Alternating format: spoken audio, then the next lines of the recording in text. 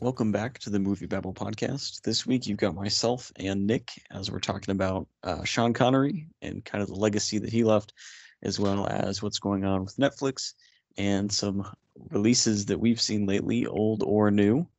So let's just go ahead and start off with talking about Sean Connery. So he passed away yesterday morning, which was Halloween, at the age of 90. And yeah, he's just it feels like almost the size of like when Carrie Fisher died. Like people that are this iconic are pretty rare. Like you don't find many people that have a career as long as Sean Connery's and really as illustrious. You look at he was the first James Bond, and like pretty much every actor that's played James Bond since then, he could have very easily disappeared and kept the 60s era James Bond as kind of the prime of his career. But I think like the parts that he's more well known for now, and honestly just some of his better work happened 30 years after what should have easily been this unknown actor's biggest role. And just like how iconic he is, even for people that aren't super into his movies, or don't really have a huge familiarity with him.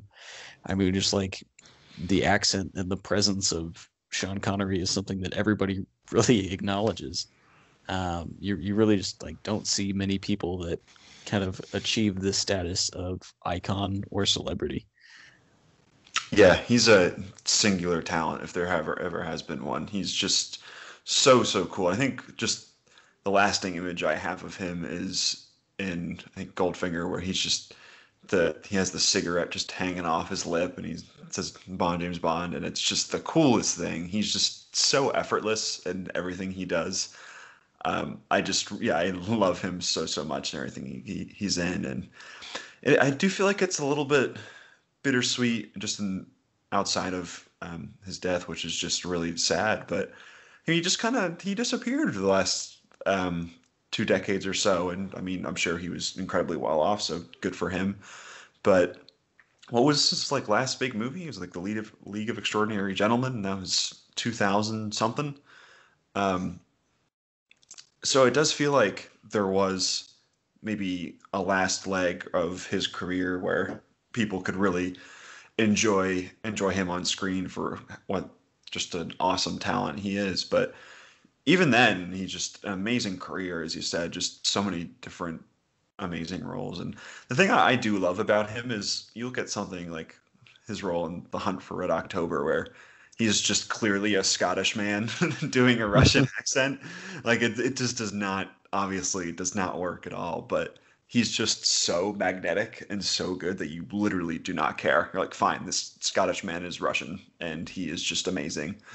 And that's kind of how I feel about him in everything, where he has this sense about him where he knows he is really cool, but he's not arrogant about it. He's just very suave, obviously perfect for James Bond, and his performance in all of his Bond movies, I think, really just set in stone what Bond just means to everybody. And it's the template that Daniel Craig goes after and every other Bond after him. He's just so effortless and so cool. Yeah, it's a real bummer. I would have loved to see him pop up in some movie recently, but he's living his life and you can't fault him for anything like that. But yeah, it is a bummer. Just 2020 just keeps getting worse and worse. Yeah, and I think the last few years of his career, before he entered retirement, were just really chaotic, because he was in the Avengers, which was this huge British spy show in the 60s, and the movie came and kind of flopped and also wasn't reviewed very well. And then there's the whole story that's been reported on quite a bit, where he was initially offered the role of Gandalf in Lord of the Rings, and he just didn't get the material for whatever reason. And so he kind of passed on that. And then, like, as part of that, he passed on that for the League of Extraordinary Gentlemen, which is just a movie that was so disastrous, just like as a production, and that just pissed him off so much that he quit working, and entered retirement. He did two movies. One was a voiceover for a film about Scotland, and the other one was a narrator for another film about Scotland, that he did just as kind of favors. But yeah, you see, just like, I almost wonder if his career wasn't just cut short a little bit because he did get frustrated with things. And I mean, when you're Sean Connery at that point, you've been working in high profile roles for 40 years, you can retire pretty comfortably.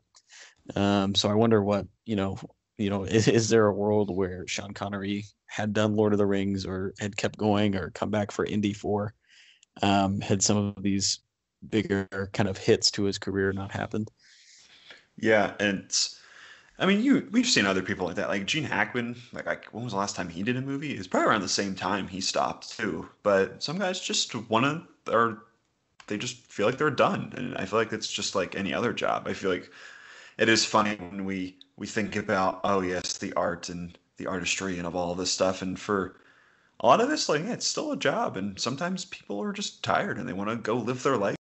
Sure, he had just a really solid amount of riches to his name. He could relax. I think he was in the Bahamas when he died. Just that just sounds just very, very lovely if you're ever gonna go. But yeah, it would have been really cool to see him in a few more movies and pop up and things. But like you said, he's living his life, and you can't you can't dispute just all the great things he's been in over the years. And he's even one of those guys too, where he just makes bad things just so much more watchable just because he's just so good. Like he's just amazing, and he just brings a grace to everything he does. And yeah, it's just you will never see another Sean Connery because he's so specific and yet so cool and works so well in so many different things that he really is just one of a kind. Yeah, like man, just an icon just throughout. Um, and I mean, for me, so his Indiana Jones movie is one of my favorite movies of all time. And so I normally watch it at least like once a year, and then for some reason this year I'd seen it 3 times already. And then like I got a poster of it for my birthday that I hung up on Thursday, and was like, man, I kind of want to watch this again. I know I've already seen it a bunch this year. And then yeah, he just like died the next day, and I was like, oh man. So I've definitely like always really gravitated towards that role. I mean, honestly, just like I feel like I have kind of a personal connection to him because like the first time I ever got into drama in middle school and just kind of really engaged with the creative part of what I wanted to do with my life. I played a character, and as a 12-year-old, I did my best Sean Connery accent for that character. So I always like kind of tied him into that part of me as well. So it did weirdly feel personal, even though he's 67 years my senior and I've never met him. But Yeah, there's been so many bad. I'm not saying yours is bad. I'm sure yours is great, but there's been so many bad um, just accents or parodies of him over the years, and it's just like he's just so cool when he talks, the way he speaks, and it's just so interesting. And yeah, he just popped up in so many things. Like he was in the Sidney Lumet Murder on the Orient Express. Like he even made like things like, remember like Highlander 2 The Quickening, like he's in that. It's just like he just kind of makes it better. Like it's just he's in all, and obviously like the Untouchables and all these other things, but he just, even you look at, right, you have your Bond movies and The Rock and The Last Crusade and all these things, which I think what are the things that many people go to first. But he's in all these other things too, and he's always mesmerizing. He's just one of those people that you just can't take your eye off of him, even if he's putting in the most amount of effort or the least amount of effort. He's just better than, frankly, a lot of everyone else on the screen. He's just great. It really punched me in the gut when I saw the news yesterday. yeah, and I think it's also, as you talk about just like his appearance, he should also get some credit. He was named the sexiest man alive when he was 57, the same That's year he amazing. did Indiana Jones, and then he was also the sexiest man of the century. Um, so he was quite the presence, Yeah, according to People Magazine, at least. people knows. Yeah, it's just I really just like the ways he just effortlessly moved through the screen in all of his Bond movies. Like he's just so fucking cool. I think he just really personifies the idea of what cool means, and frankly, just like codified a lot of how we think of what cool is and suave. Just even more so than just codifying what Bond is in um, the general consciousness. Like he's just so cool, and he always will be. I definitely really want to go back and watch some of his stuff soon, and certainly fill in some of the gaps that I haven't seen from his, because I feel like I am a little bit lacking in his filmography, and mostly just because, again, like it is kind of sad when you think about like people. There's a lot of people now who are teenagers who never saw Sean Connery on the big screen, except for like maybe like you bring Last Crusade back in theaters for like a day or two. Like that's just kind of a bummer. So I feel like we all we all should just go back and watch some of his films and discover him once again, because he really is just terrific. Yeah, and I think just kind of touching on the coolness of Sean Connery, if you look at the Bond movies of the 60s and 70s, so you look at him as the original Bond, and then Roger Moore is kind of the next big name in Bond. And I think the big difference is not that the fact that the movies are very different, because I think the scripts and just a lot of the plot devices and the overall campiness is pretty similar, because it was pretty much the same team behind the productions. But Connery's performance just keeps it so much more grounded and serious, whereas Roger Moore comes in as just this really goofy, almost kind of slapstick Bond. And so, yeah, I think Sean Connery literally just defined cool for going on 60 years of movies and people at this point. And you can't really underestimate, or you can't really overestimate that. Like he defined what it means to be suave, even if he does hit his women a time or two in the movies. But yeah, some of that stuff is not. Fortunately, Bond moved well beyond that. Yeah, yeah, it's like some of those Bond movies are unbelievably goofy. They're like Thunderball, which is just very bizarre movie, but yeah, it's him at the front of it. It definitely grounds it a little more and adds like a certain gravitas to all of it. So you're like, oh, yeah, I can roll with this. Why not? I'll go underwater with him. Sure. Like that's definitely the case with him. It's really just the power of a star that we frankly it's kind of eluding us recently, where like the star machine is going down and down and down. And so when seeing him go, you just realize how literally like there won't be another Connery, obviously, but I feel like even in just terms of the movie landscape, like we're seeing less and less stars. So just thinking about the presence he brought is just even just more pronounced when you think of it that way. Yeah, I mean, yeah, the original Bond movies do get pretty campy. And You Only Live Twice, there's like a 30-minute chunk of the movie where he trains to become Japanese. And just like it feels pretty racist in today's terms, but that's like an actual plot point of the movie, with this like criminal organization he's trying to infiltrate.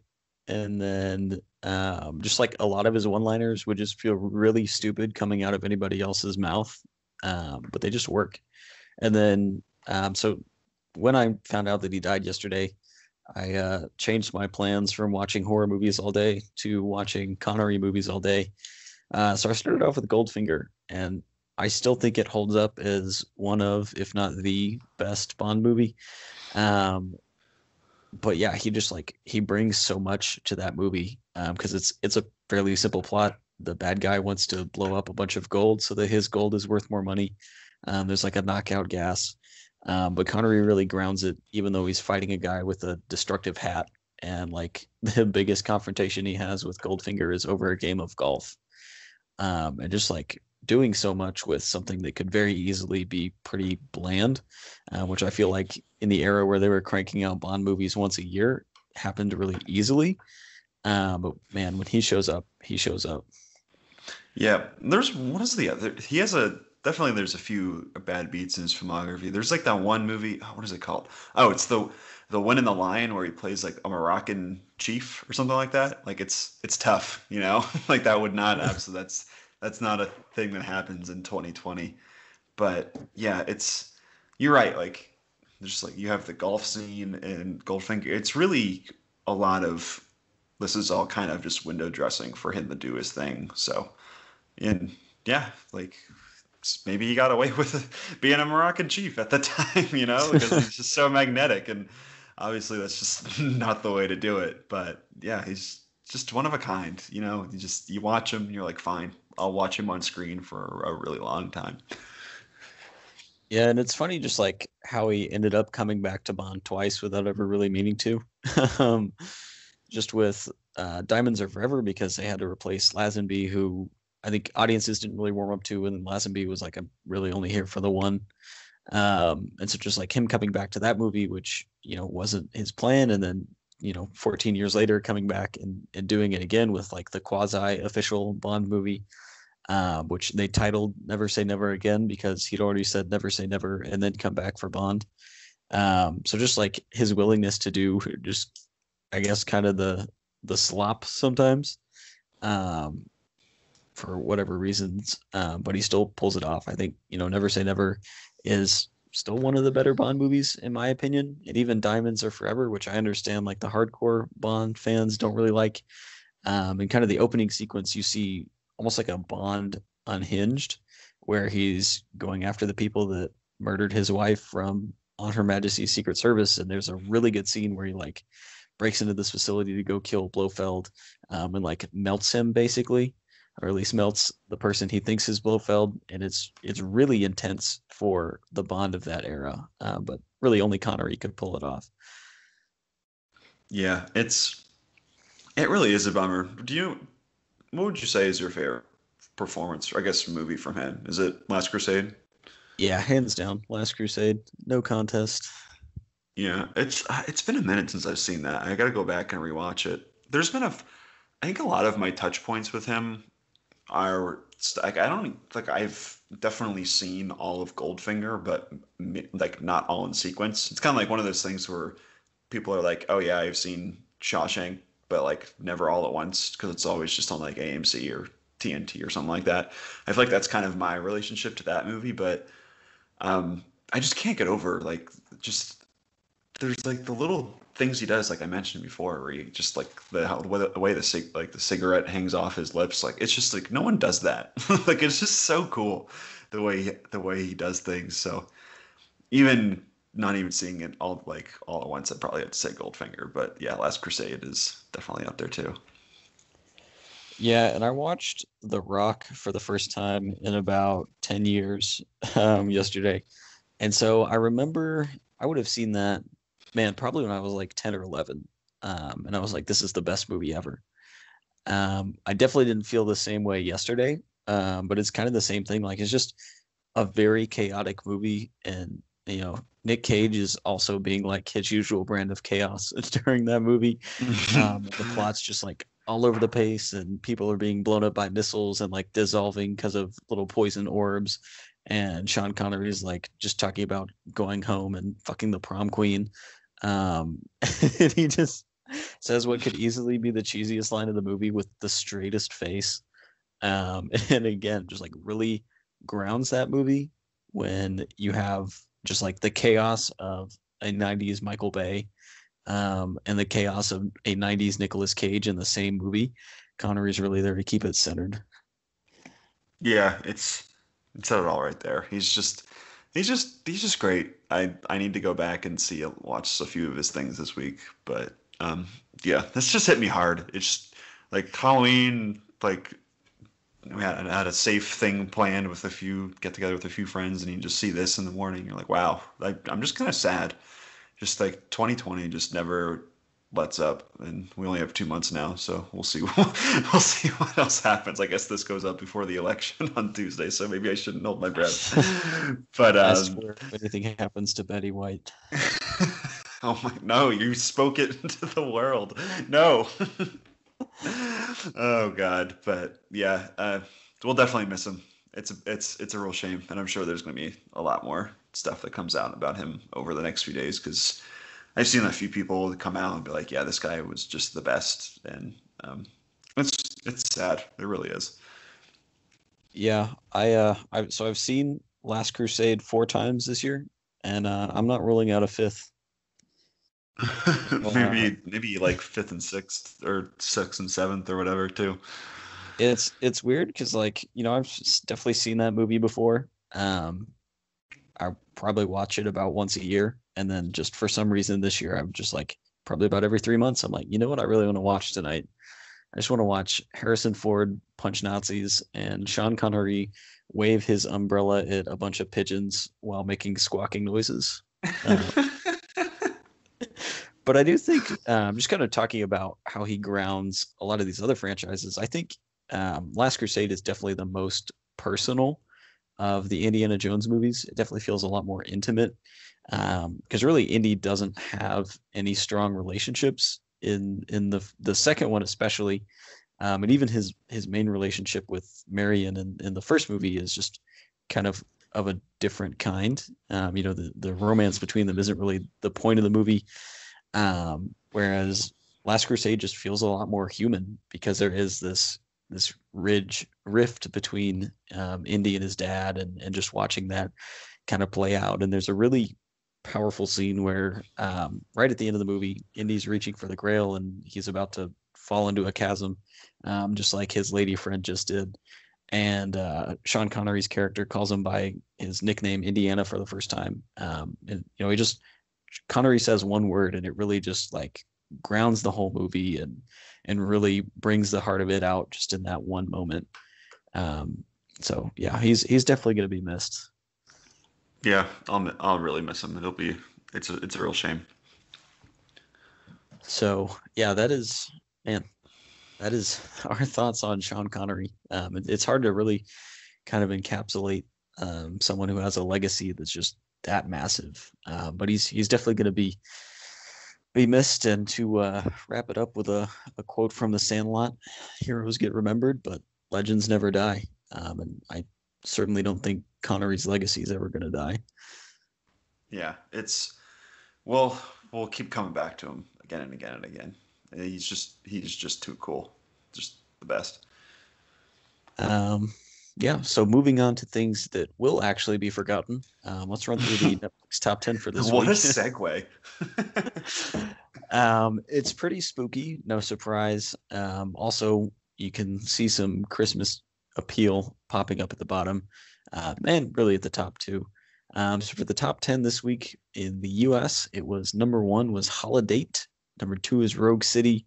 His House at number 3. Hubie Halloween, number 4. Secrets of the Saqqara Tomb, number 5. Over the Moon, number 6. Paranorman, number 7. Nobody Sleeps in the Woods Tonight, number 8. The Addams Family, number 9. And The Grinch, number 10. So again, nothing kind of major this week. We've had, a few weeks like that since the Trial of Chicago 7 and Hubie Halloween, but nothing that's really shaking up Netflix or, drawing in your Tiger King crowds this week. It's definitely shifting into the holiday season. Holiday is kind of their first big holiday movie for the year. So it's the top 10 is bookended with Christmas movies, with Holiday at number 1 and The Grinch at number 10. But other than that, there's just nothing really crazy going on with the good old Netflix top 10 list. So, Collin, what are your thoughts on Hubie Halloween? I really liked the part where Hubie, when he said the thing he said about Halloween. I don't want to get into any spoilers, but I just want to have the holiday perspective. Until you actually watch it, I'm just going to ask you about what you think of Hubie Halloween. We built it up too much for it to just be like, all right, I didn't watch the movie.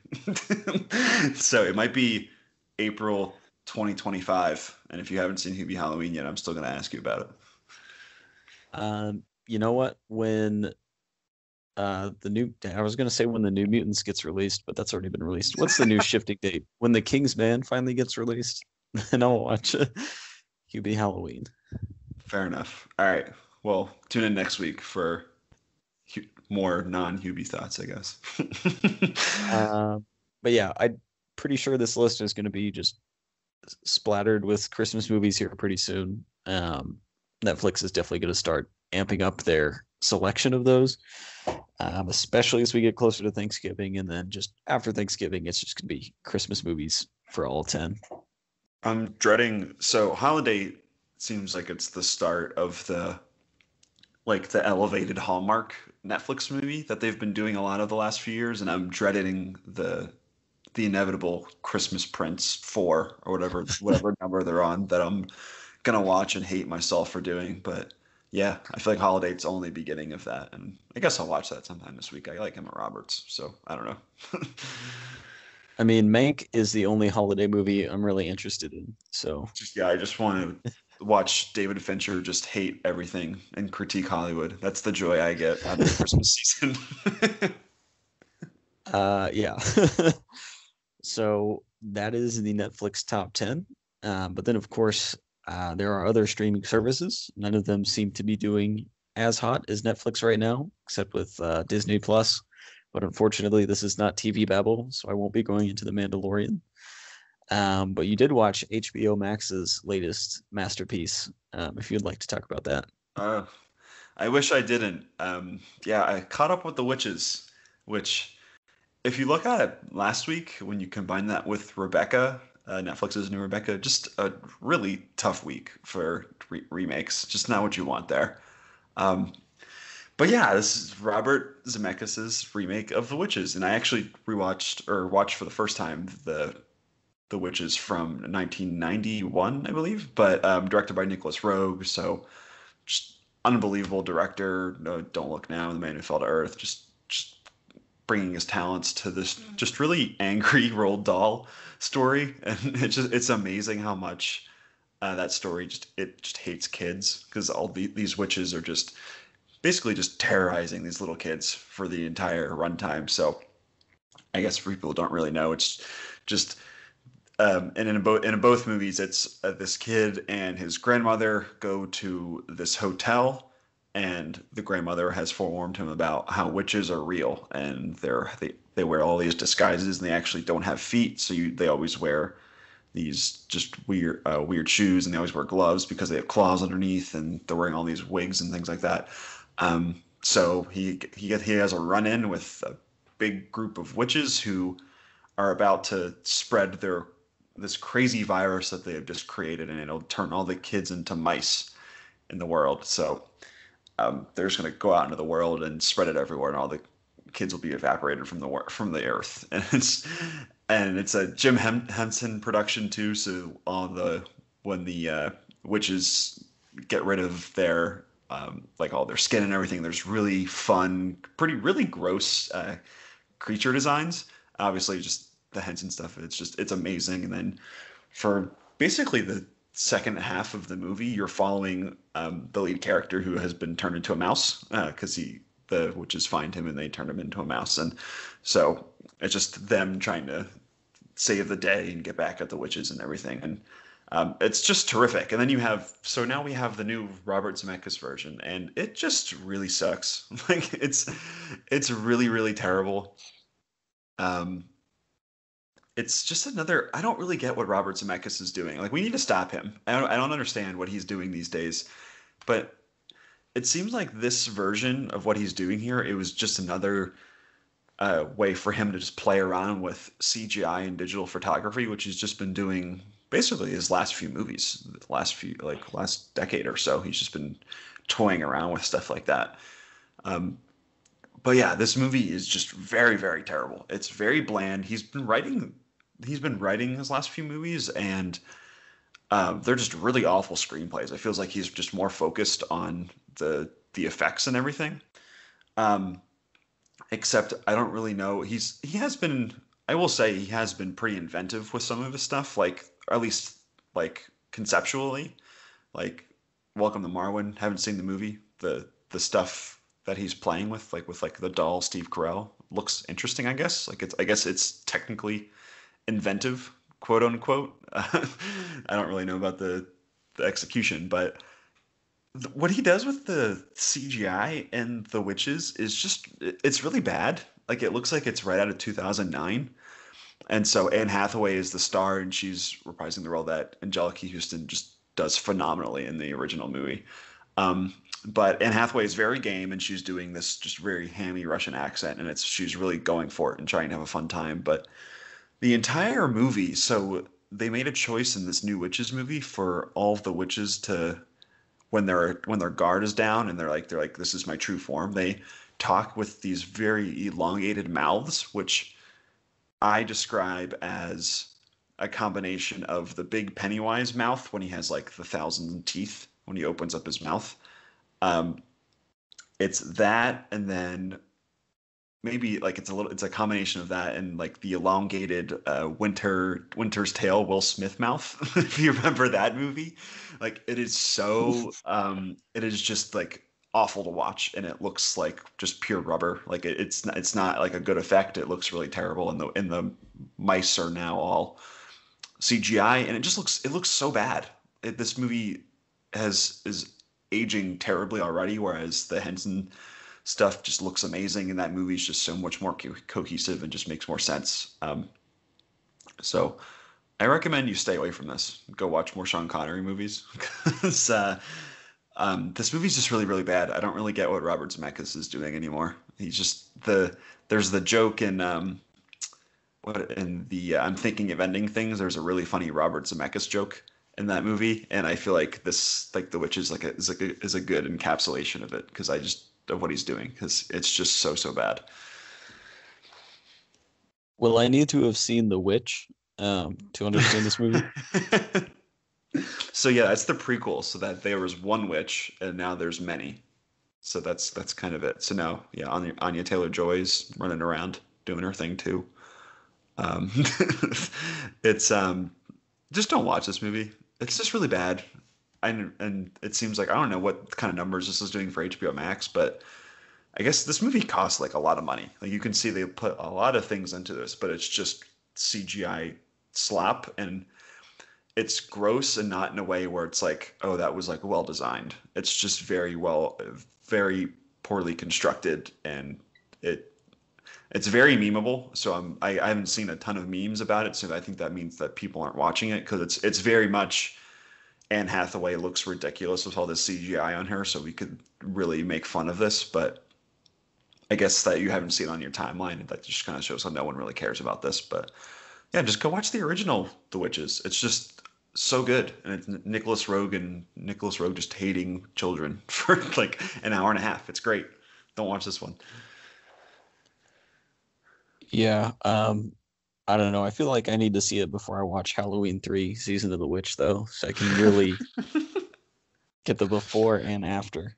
While I'm rambling over here, are you just thinking of more witch puns the entire Yeah, time? I'm just thinking of every witch movie I can imagine. Yeah, this is one that like kind of like Artemis Fowl. It was just like vaguely on the side of my radar, and I was like, you know what? I'm fine with not having seen that. I really don't have any objections to passing on these movies.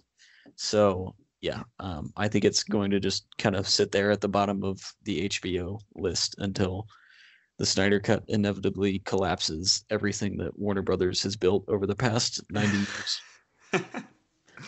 And it's weird too because I genuinely I really like Anne Hathaway. I think she's really fun, and she is one of the few movie stars we have left. And I feel like, did you see Ocean's 8? Because I think she's great in that movie, and like definitely the best part of it. Yeah, I've never been a huge Oceans fan, but yeah, I mean I enjoy all of them, and I loved just really the chemistry, like especially her and Kate Blanchett in that movie. Just pretty phenomenal cast all around. Yeah, I think she is so funny in that movie, and I feel like I think she is tapping into a lot of that like over the topness in The Witches. Like she's really going for it in this movie, and I feel like if they did like practical effects or things like that, I think it would have worked really well. I think everything around her is just hurting everything that she's doing. Like I think she is super game, and I really appreciate her for it. But the last 2 years for her, she has been in some mind-bogglingly bad movies.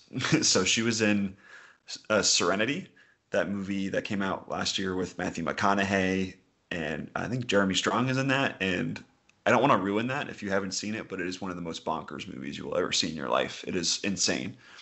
And then she came out with The Hustle, which was that remake of Dirty Rotten Scoundrels with it was Rebel Wilson was in it, and that movie's just really really bad. It's kind of like amazingly badly written. Like it's like there's just nothing to it. And then earlier this year we had our favorite movie, The Last Thing He Wanted, what's just like isn't a Heck yeah. movie. Like that just isn't a movie. Like it doesn't make sense. Like what like it's just things happening for 2 hours, then it's over, and then Ben Affleck is just there. But she's in that, and now she's in The Witches, which is just another like what the hell is going on in this movie. So yeah, I feel bad for her because I feel like she should be in like the best stuff, and she's one of the few people that's like, oh, Anne Hathaway's in that movie. I'm gonna go see it. She's one of the few people that kind of has that level of stardom right now. But yeah, she's just been making weird choices. I kind of just I feel bad for her. I just want her to be in better things. Like she was in Dark Waters last year too, which kind of breaks up like the terribleness that she's been in. But I haven't seen that movie. But from what I understand, she's mostly just like the wife character who's just like supporting the lead male role, played by Mark Ruffalo. But yeah, like I don't know. I don't know what to make of her. I just want her to be in better things because I really like her. It just makes me sad to see her in things like The Witches. Yeah, my favorite Anne Hathaway memory was the Q&A that he went to for the last thing he wanted after the film premiered at Sundance. Was just they were asking her like what drew her to the movie and what she really liked about it, and she just like kept going back to the same answer, which was a non-answer, and just being like, well, I was really excited to work with Dee Reese, and honestly, like that's just what I wanted, and then would just like contribute nothing to the actual movie discourse because she was very aware of the train wreck that everyone had just witnessed. Yeah, it's I feel bad for her. I mean, she's fine. She's Anne Hathaway. She's doing okay. But I think she's so talented, and I think she's really funny, and I just want her to be paired up with someone with a good script and like just a good movie because I think I don't know. It just makes me sad because she is really really trying in this movie. Like I would say in all of these like she's not the problem. She's really good. But it's just like just so much CGI fuckery going around with her, just making her look awful every single time. It's just I Robert Zemeckis needs to be stopped. Like I don't know what he's doing. It's so bad. I was just kind of dumbfounded because it's really not a movie. Which is like Chris. It starts with Chris Rock voiceover, who Nice. never shows up in the movie. He's supposed to be like an older version of the kid. Um, in this one.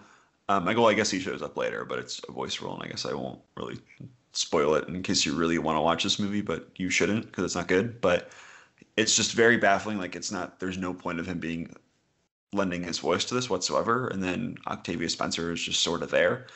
And then yeah, Anne Hathaway shows up, does kooky things, when then has CGI arm things and floats around, and it's just very bizarre for 100 minutes, and then it's over.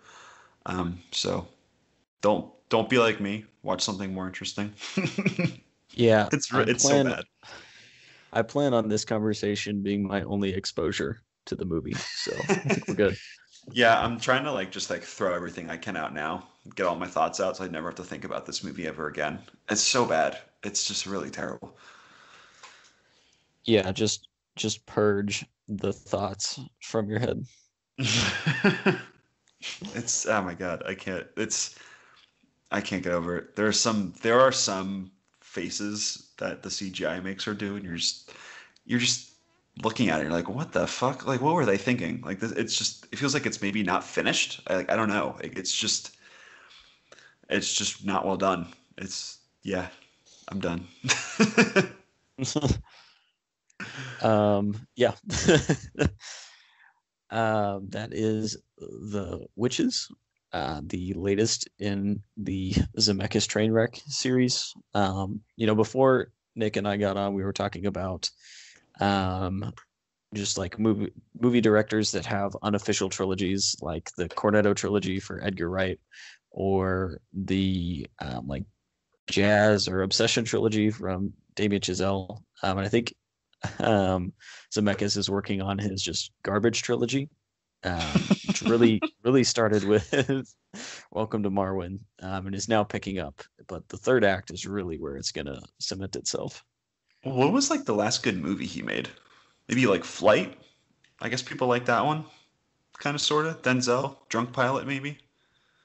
Other than that, like I can't really think of like the last good thing he made.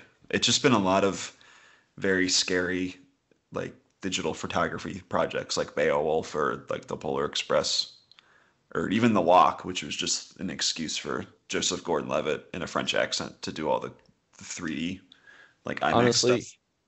I would go so far as to say that the only like, I guess he made Contact. Yeah, I don't think he's really made anything that's just like blow you away good since Back to the Future, or I guess Roger Rabbit came after that. But since Roger Rabbit and the first Back to the Future, I mean, I stand Back to the Future 3, but yeah, there's nothing that like I would put on a best directors list, Yeah, or even just like a favorites list since then. like he had what, Castaway and What Lies Beneath in 2000, right? So Okay, yeah, those are pretty solid year. yeah, so like, but like you look at, I'm looking at his IMDb right now, and after that you have The Polar Express, Beowulf, and then A Christmas Carol, ooh, oof, and then Flight, then The Walk, and then Allied, which who remembers that movie? The Marion Cotillard, Brad Pitt spy thing. I don't even remember what it's Cold War. I don't remember what that movie's about, and I saw that in theaters. Then you have Welcome to Marwen and The Witches. So yeah, he's just. I mean, you know him. Like he's made some of the most important movies ever, probably, or at least some of the most influential. But I don't know what he's just in this mode now, where he's just like, I just want to try weird things with my camera, and they're not working. So I don't know. I just think he needs to stop writing his scripts because I feel like he is so enamored by like the technology that he forgets to write interesting things.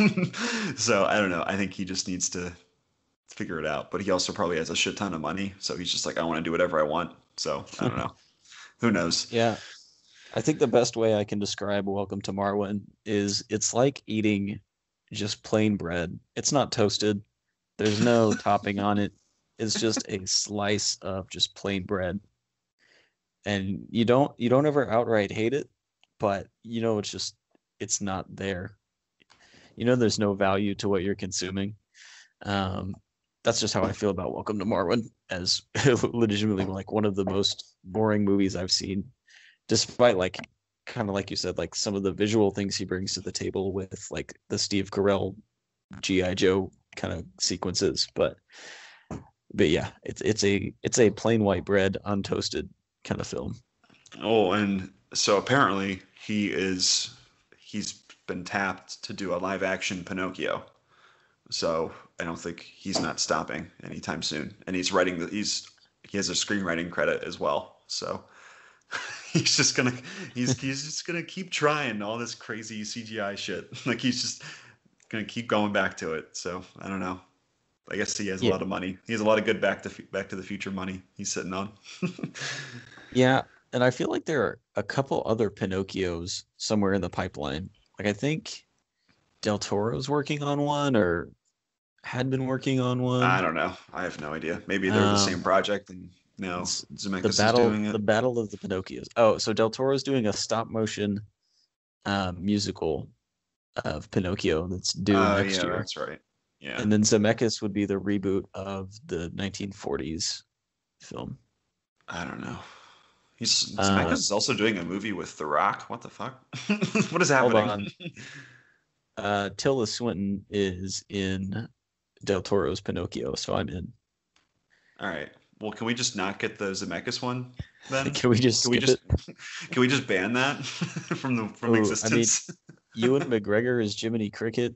You got Ron Perlman in there. Tilda Swinton is the fairy. Christoph Waltz, Kate Blanchett, Tim Blake Nelson, John Turturro, Finn Wolfhard. I'm all here for Just Del give me Toro's that. I Pinocchio. don't Just like I'm Zemeckis, sorry, get out of here. Zemeckis. Oh my God. I don't understand it. Yeah, I don't want to see his Pinocchio. That seems like he'll just do weird shit with the nose just because he can. And I'd be like, look at all this stuff. And it would be like, oh no, it's all terrible. Stop it. I don't know. I just the witches kind of broke me a little bit, as you can tell. It's rough. Yeah. So we'll move on to some more pleasant things going on. So the Criterion sale was about a week and a half ago, and I know you picked up a couple things. This was the breaking of my Criterion virginity. So I made my first Criterion purchases came in the mail this past week. So I picked up The Great Escape, Gilda, and The Last Temptation of Christ. So these are I've seen Gilda before this year, but when I got the Criterion channel earlier this year, I checked out The Last Temptation of Christ. And actually, now that I think about it, neither one of these other movies, was actually on the Criterion channel when I watched them. But thanks to good old Peacock, I watched The Last Temptation of Christ, and then managed to watch The Great Escape somewhere in there. And those are three movies that just really stuck with me. I've been wanting to do a Gilda Shawshank Redemption double feature for a while. So with that being on sale, I went ahead and bought those just to make that happen. But just kind of touching on The Last Temptation of Christ again, I keep a list of new to me movies every year, and I rank just like which are my favorites that I'd never seen before that I checked out this year. And I think like that movie's just really stuck with me. And right now, The Social Network is my number one, but I really would not be surprised if by the end of the year I end up moving good old Marty up to the number one spot. That's one of his I haven't seen yet, and I feel like I need to as a fellow Catholic man with a lot of just Catholic guilt coursing through his veins. That I probably should watch that at some point. But yeah, I kind of had the same thing too, where so I bought Paris, Texas, the Wim Wenders movie, and Cold War, which is turning into one of my favorite movies of the last decade. The Pavel Pawlikowski movie that came out, I think, in 2018. But the last one I bought was The Tree of Life, and that was one that was new to me too. I think I watched like a month or two ago for the first time, something like that. But yeah, that's quickly turning into one of my favorite movies. I think it's amazing, and it makes me want to just dive more deeply into Terrence Malick and watch everything that he does, because I think I definitely have a few holes in his filmography. But yeah, it's cool. I always get excited when there's a Criterion sale. I just get that email. It's like, ooh, I get to buy all these things that are somewhat overpriced for so much less and get so much cool stuff. So yeah, I think I'm gonna dive into all of these this week and watch all like the cool special features and whatnot. Yeah, it's really interesting because obviously the special features are going to vary a little bit just depending on how old the movie is and like what's available. But The Great Escape comes with this 4-part documentary about the actual events it was based on, which I think will be really cool to check out. My only real complaint is that the Rick Dalton sequence in The Great Escape is not part of the Criterion Collection edition. So, I mean, you can't have everything. That's good. That's good. Yeah, I think I'm looking forward to the Tree of Life one, because it's one of their bigger like single movie ones, because they have like all of like the crazy collections and whatnot. But I think this is like one of the more expensive ones because it has the extended edition, which I think is almost an hour of extra footage. I think it's maybe 50 minutes. So it taps out around like three hours and 5 minutes or something like that. So I really want to dive into that and just think about life itself, or not life itself, because that's a terrible movie, but just life in general and existence as Terrence Malick wants me to look at it. And it's really cool. I also recommend Paris, Texas for anyone who hasn't seen it. It's like absurdly good and just makes me feel very, very sad, but it's also amazing. Yeah, someday when I have like 38 hours to spare, I want to get the War and Peace. I guess they offer it as just a single movie because that's kind of how it's presented, but it's what, 4 movies that make up this one adaptation. But it's high up on my Criterion wish list whenever the next big sale comes around. Is that your number one? Like, what is the thing you most covet right now? Honestly, right now, probably The Player, which was another movie that I saw for the first time this year and was just I loved it. Especially just like Tim Robbins has just some really good line readings. And there's also like a really good oneer that opens the movie. And that's another one that's really stuck with me.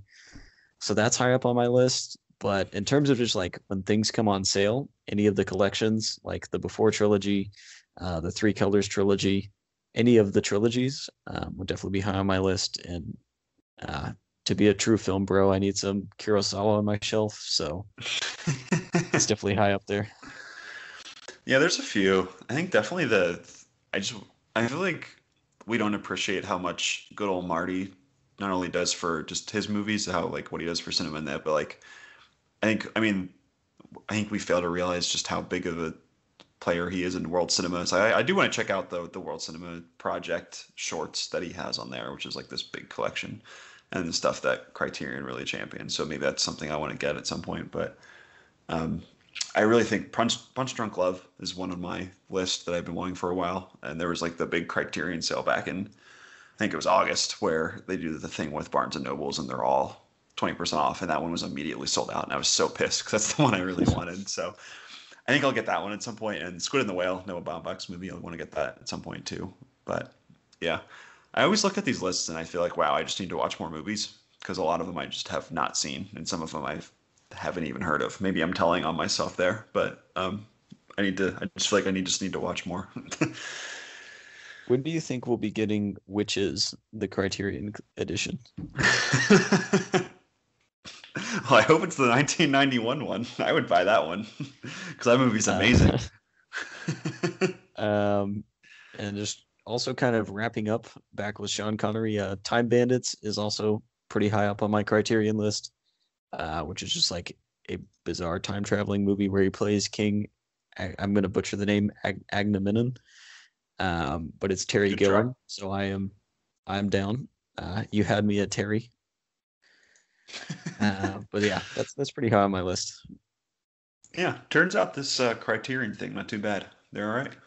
I really hope something becomes of this. Like, I don't know, should get more recognition. I don't think anyone's really heard of them. Yeah, that is pretty much this week's episode of the MovieBabble Podcast. We'll be back next week talking about whatever's going on. Probably more holiday movies. Probably fewer witches, but who knows? Remains to be seen. Remember, you can always check us out online at moviebabble.com.